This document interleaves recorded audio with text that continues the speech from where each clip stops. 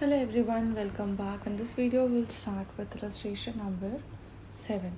Question कह रहा है that X Limited ने issue की 1,12% डिबेंचर्स ऑफ 100 रुपीज़ ईच. ठीक है, डिस्काउंट पे कितने रुपए का डिस्काउंट है? 10% डिस्काउंट है. ओके, तो 100 रुपये पे 10%, 10 रुपये, मतलब आपने 10 रुपये का डिस्काउंट पे इशू किया, मतलब 90 रुपये में आपने डिबेंचर्स मार्केट में इशू कर दिया. Payable in full on application और 31st में. ठीक है, एक बार में पूरा का पूरा पैसा कंपनी रिसीव करेगी. होता क्या है कि कंपनी को 1,20,000 डिबेंचर्स के लिए एप्लीकेशन रिसीव हुआ. ठीक है, डिबेंचर्स वर अलॉटेड ऑन 9 जून. जितना भी एक्स्ट्रा पैसा था वो कंपनी ने रिफंड कर दिया ऑन द सेम डेट. हम लोगों को जर्नल एंट्रीज पास करनी है एंड नेसेसरी लेजर अकाउंट्स दिखाने हैं. अब देखो, ठीक है, एक सेकेंड रुकना ज़रा. ठीक, अब चलो, अब हम लोग स्टार्ट करते हैं अपना सोल्यूशन.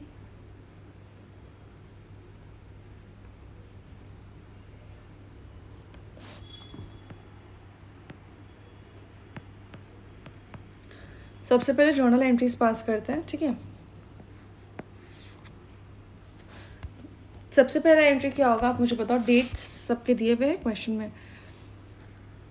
हमें पैसे एप्लीकेशन के मिलेंगे 31 मई को. ठीक है, तो मैं यहाँ पे डेट डाल देती हूँ मई 31. आप मुझे बताओ, मुझे डिबेंचर्स के कितने डिबेंचर्स के पैसे मिले हैं? 1,20,000 डिबेंचर्स के पैसे मिले. कितने रुपए मिले? 90 रुपये मिले, राइट. तो ये हो जाते हैं आपके 12,9,108,000,000. 1,08,00,000 रुपये. ठीक है, तो मेरी एंट्री क्या होगी? Bank account debit to debentures application and allotment account 108,000,000. ठीक है, इसके बाद क्या किया हम लोगों ने? डिबेंचर्स अलॉट करने थे, बट सिर्फ 1,00,000 डिबेंचर्स को अलॉट करना था. बाकी जो 20,000 डिबेंचर्स के एक्स्ट्रा पैसे मुझे मिले वो मैं रिटर्न करूँगी. अब ये जनरली किस डेट पर होता है? जिस दिन मेरा अलॉटमेंट होता है उसी डेट पर होता है. तो मैं सबसे पहले 9 जून को पैसे वापस कर देती हूँ. जब मैं पैसे वापस करूँगी तो मेरी एंट्री क्या होगी? Just opposite entry, debenture application and allotment account debit to bank account. कितने से हो जाएगा? 20,000 इंटू 90, कितना हो जाएगा आपका? 1,80,000 रुपये. ठीक है, इतने पैसे मैंने वापस कर दिए. चलो, अमाउंट सही लिखा है ना? मुझे गड़बड़ क्यों लग रहा है कुछ? ठीक है, अब उसके बाद मेरी जून 9 को होगी एप्लीकेशन, अलॉटमेंट होगी, सॉरी. अलॉटमेंट में क्या होगा? ये डिबेंचर एप्लीकेशन एंड अलॉटमेंट को मैं कर दूँगी. Debenture application and allotment account हो जाएगा डेबिट. जितने पैसे मुझे मिले थे पूरे से. आप मुझे बताओ, जो डिबेंचर्स अकाउंट है कितना परसेंट डिबेंचर्स है हमारा? It is 12% debentures. तो 12% डिबेंचर्स अकाउंट जो है, सॉरी अमाउंट नहीं लिखना था ना मुझे यहाँ पर.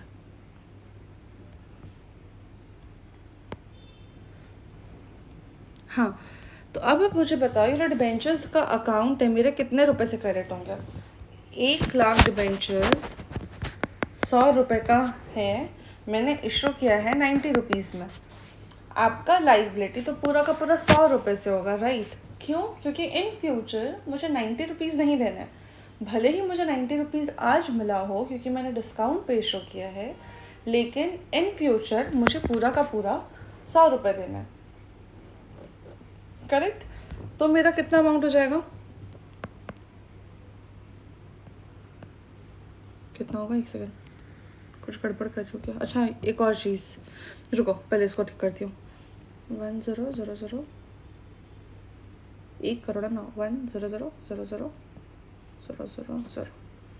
1 करोड़ दिखाया. हाँ ठीक है, सॉरी. ठीक है, ये हो गया. यहाँ पर आपका अब एक चीज़ और देखो, आपका डिबेंचर एप्लीकेशन एंड अलॉटमेंट में कितना पैसा बचा? 1,08,00,000 रुपये आपने रिसीव किया था, उसमें से 1,80,000 रुपये आपने रिटर्न कर दिया, राइट। क्या हो जाएगा?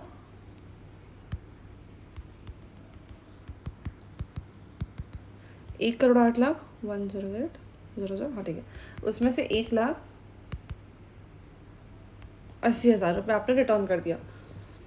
कुछ तो गड़बड़ हो रहा है बाबू भैया, एंट्री मैंने कुछ गलत किया है, अमाउंट का कुछ गड़बड़ है। वेट, 1,20,000 इंटू 90 कितना होता है? 0 में कुछ डिफरेंस हो रहा है। 108,000,000, ठीक है, इतना ही हम लोगों ने लिखा है। फिर आपका 20,000 डिबेंचर्स एक्स्ट्रा हुआ था, राइट।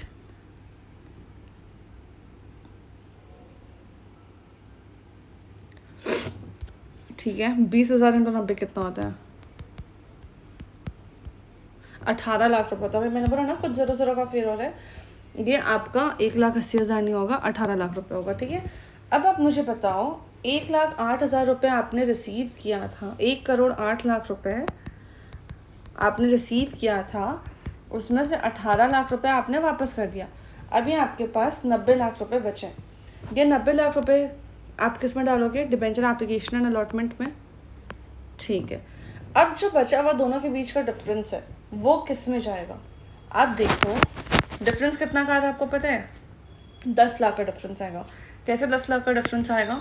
1 लाख डिबेंचर्स आपने इशू किया 10 रुपये के डिस्काउंट पर, ये 10 लाख रुपये होते हैं।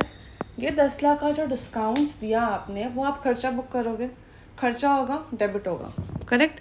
तो मेरा यहाँ पर मैं एंट्री करूँगी discount on issue of debentures, debit हो जाएगा विथ 10 लाख रुपीज़, ठीक है। और इसी के साथ हमारा जर्नल एंट्री हो जाएगा ख़त्म। ये सब जो बहुत बेसिक बुद्धू वाला मिस्टेक होता है, मुझसे तो हो जाता है कभी कभी, बहुत बार सॉरी, लेकिन ऐसा मिस्टेक्स आपको एग्ज़ाम में नहीं करना है। मैं यहाँ पे अफोर्ड कर सकती हूँ मिस्टेक करना, बट आप लोग बिल्कुल भी नहीं कर सकते हो, राइट, ठीक है। तो अब ये तो हमारा जर्नल एंट्रीज कंप्लीट हो गया। अब हम क्या करेंगे, देखो हमारा जर्नल एंट्रीज हो गया, अब हम एक बनाना लेजर अकाउंट्स। आप देखो आपका लेजर क्या क्या बनेगा। एक बैंक का लेजर बनेगा, एक डिबेंचर एप्लीकेशन का लेजर बनेगा, एक डिबेंचर्स का लेजर बना लो, एक डिस्काउंट का लेजर बना दो। ये 4 लेजर्स, आप 4 ही तो लेजर्स यूज़ हुए पूरे तीनों जर्नल एंट्री में। अब इसमें से इंस्टीट्यूट ने ना डिबेंचर बनाया, ठीक है। अब देखो लेजर्स बहुत सिंपल है, लेजर पोस्टिंग तो आपको आता ही है, फिर भी हम लोग एक बार गो थ्रू कर लेते हैं, ठीक है। बस डेबिट क्रेडिट लेजर देख देख के डालना है। सबसे पहले अगर हम लोग बैंक का बात करते हैं, ठीक है। आप बैंक का एंट्री देखो क्या क्या हुआ है। यहाँ पे मुझे पैसे आए हैं, ठीक, तो यहाँ पे देखो इसने क्या डाल दिया, टू डिबेंचर्स एप्लीकेशन। अच्छा एक चीज़ देखो यहाँ पे क्या किया इन्होंने, यहाँ पे सिर्फ डिबेंचर एप्लीकेशन लिखा, लेजर में debenture application account 12% debenture application account लिखा है। आई वुड सजेस्ट जो ये नॉमेनक्लेचर है आप सेम ही रखो, ज़्यादा बेटर होगा, ठीक है। आपको पैसे आए, यहाँ पे आपने डेबिट कर दिया, ये आपने पैसे रिटर्न किए, क्रेडिट हुआ, तो यहाँ पे क्रेडिट में डाल दिया 1800, बैलेंसिंग फिगर आ गया। बैंक का लेजर बस इतना सही था। अगर मैं बात करूँ डिबेंचर एप्लीकेशन लेजर की, डिबेंचर एप्लीकेशन लेजर की, तो आप देखो आपका डिबेंचर एप्लीकेशन लेजर क्रेडिट हुआ है 10,800 because of bank, credit 10,800 because of bank. Debit कहाँ पर हुआ है? डेबिट हुआ है 1,800 again because of bank, debit 1,800 to bank, and at last आपके एक और बार डेबिट हुआ है 9,000 बिकॉज ऑफ दिस 12% डिबेंचर्स।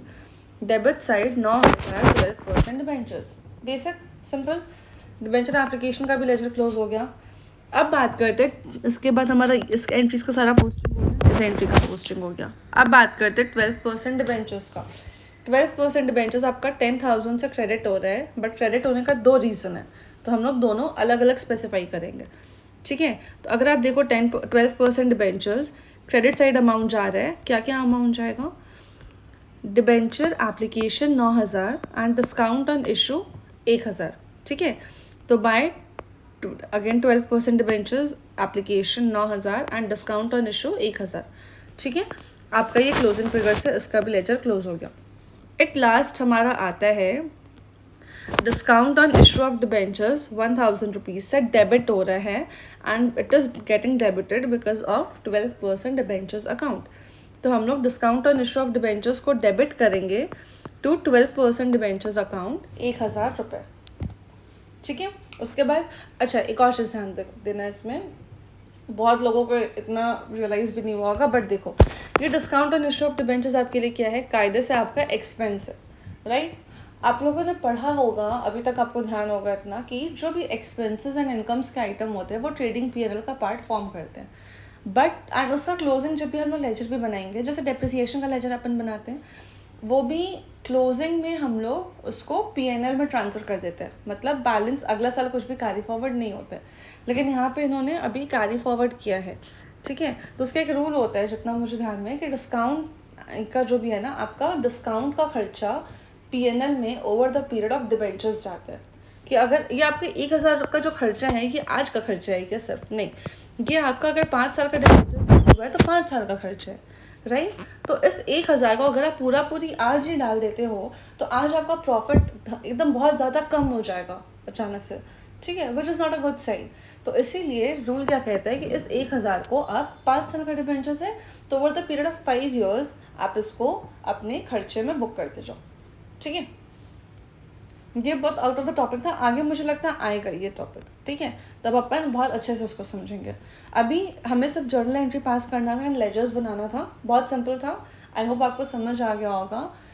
अगर आपको क्वेश्चन नहीं समझ आया आप मुझे मैसेज करना, मैं समझा दूंगी। कोई भी डाउट अगर इस चैप्टर से छोड़ के कोई दूसरा चैप्टर से कुछ भी डाउट हो, आप मुझे कमेंट में मैसेज करो, मैं उसका वीडियो बना के आपको प्रोवाइड कर दूंगी। एंड वीडियो अच्छा लगे तो लाइक करना, दोस्तों के साथ शेयर करना और चैनल सब्सक्राइब करना मत भूलना। मिलते हैं नेक्स्ट वीडियो में, बाय बाय।